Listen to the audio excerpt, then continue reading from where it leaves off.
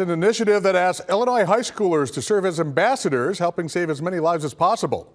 Illinois Secretary of State Alexi Janulius launches a new organ donation program. Life-Saving Education and Awareness on Donation is the name of the program, or LEAD for short.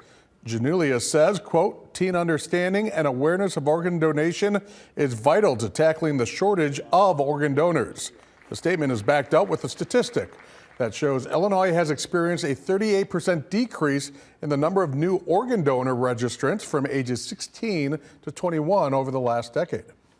We need to do more by pursuing new, creative, and innovative ideas to add more people to our registry.